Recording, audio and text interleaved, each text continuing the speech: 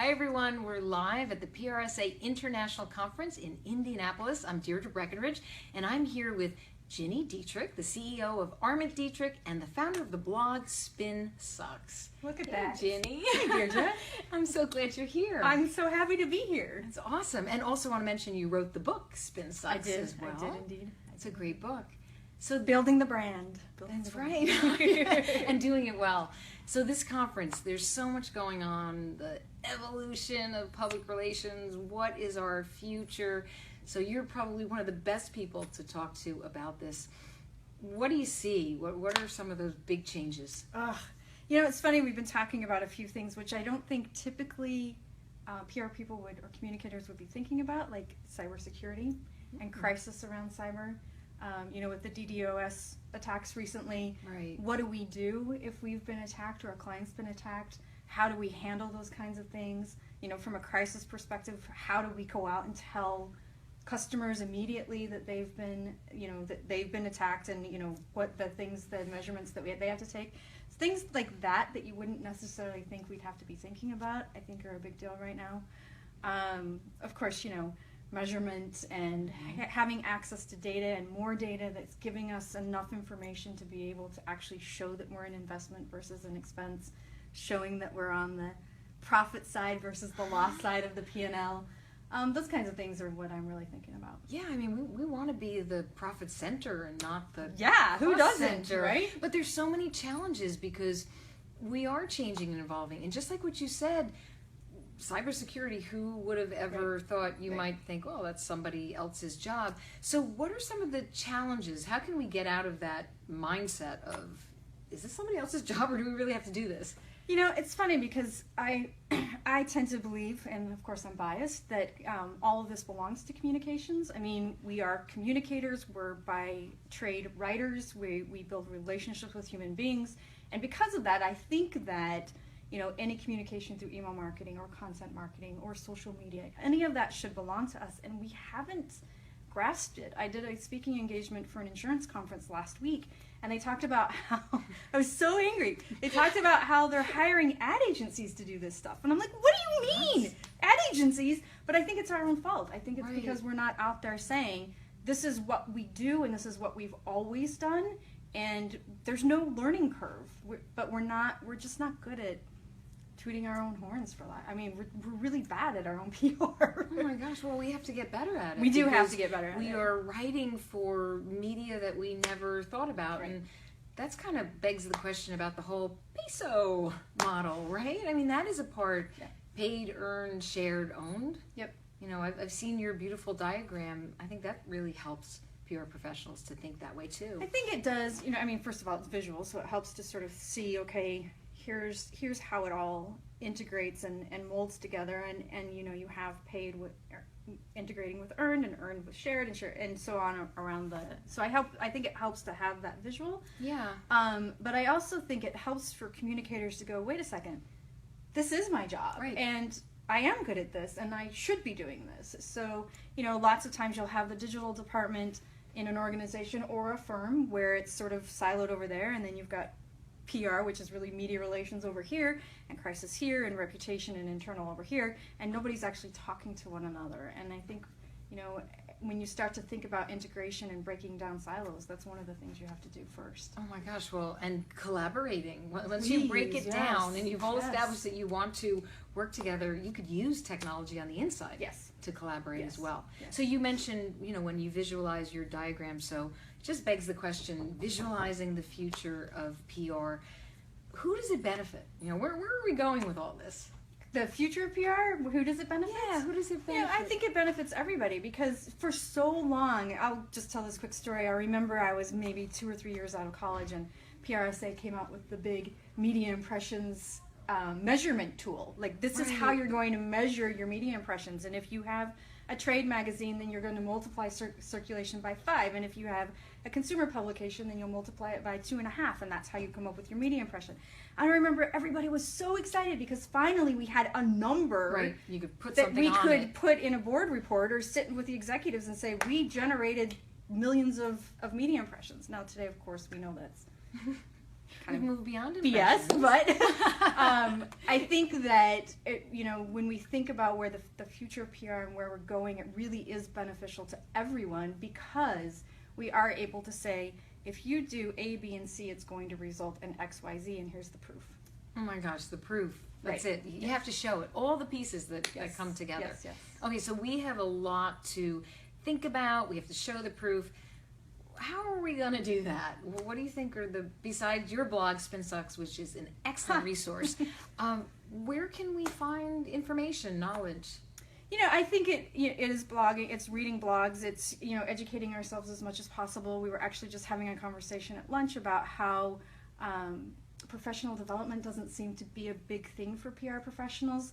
Either your boss doesn't support it or your agency doesn't support it, and I think we have to do a better job of doing our own professional development. Lynda.com as a video author, looking at online courses, and there's so much out there that you can educate yourself. But you do have to have that sort of characteristic to be able to say, yes, I know I need this, and I'm going to go find it, and I'm going to do it. Yeah, and it's really smart, and there's no excuses. There are no excuses. Online resources. Yeah. There's free online resources. You can pay for them, but they're definitely there.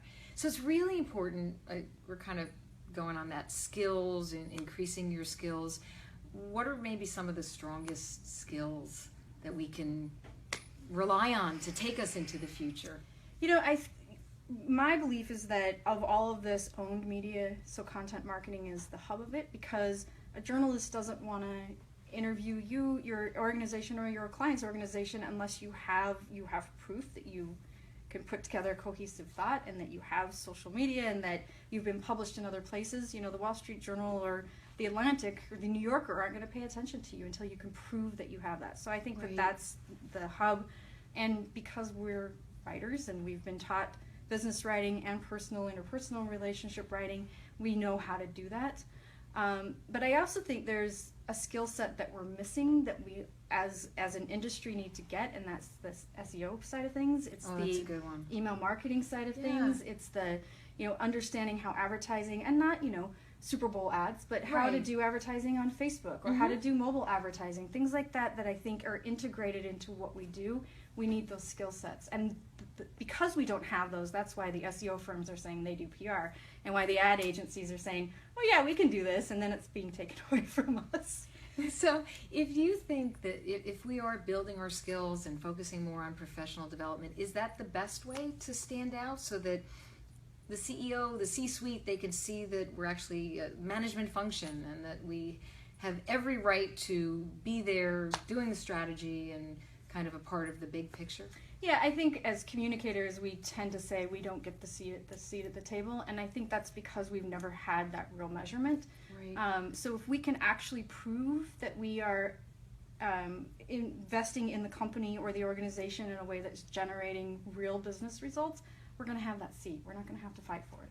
Absolutely. And what do you think about being more hands-on? So from a technology standpoint, because think about it, we all know that it's about relationships and our communication, the content, people rally around it, but should PR professionals and communicators be more hands-on with technology? Is that something that, because it facilitates the great relationships where we kind of have to be ahead of the curve that way? I think it depends. If the technology is WordPress and social networks and Google Analytics and those kinds of things, then absolutely. Yeah, I truly, as a communicator, had no idea, no clue how bad media relations was done until I became a blogger. And as soon as PR people started pitching me, I was like, oh, this is terrible. So, I mean, I think you have to do it in order to know that. That's so true. Is there anything you don't want to call anybody out, but was there anything that happened? Because I experienced that too as a blogger. As soon as you switch over, you make that change to now you're the journalist, the writer, working with PR people. Was there any one or two things that kind of struck you as, no, don't ever do that? Yeah, I mean, I think it's the mass pitching. It's I'm going to build my media list, and then I'm going to send this news release to everybody who fits my criteria. So I get stuff for Chicago all the time. Just because I live there doesn't mean I blog about it at all, ever, except Go Cubbies. But, or I'll get things like, because of the PR bent, I'll get things like, oh, we're now the agency of record for such and such, or so-and-so just got promoted to SAE. I don't care. So I think it's just understanding it's not mass pitching, it's understanding who you're pitching, and really just get to know the blogger or the journalist so that you can pitch something that's customized and actually works. Do your homework. Yes. So simultaneously running with this conference is the PR SSA conference, which is the Public Relations Student Society of America. And there are a lot of young, hungry, energetic, Ginny, it's absolutely amazing when you're with the students. Oh. They just are so excited and so passionate.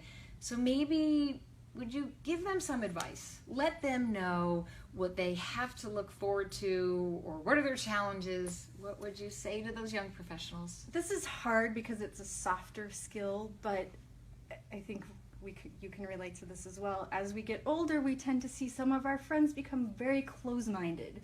No, no, and I can't believe it, Jenny. I mean, it's what we're talking about with professional development. They stop learning, they stop doing, they just get so engrossed in their job and their family and what they have to do, and it's that high level of stress that they forget about taking care of themselves. And it's taking care of themselves, from exercise and all that, but it's also in continued learning and professional development. And so I would say my biggest piece of advice is don't let that happen.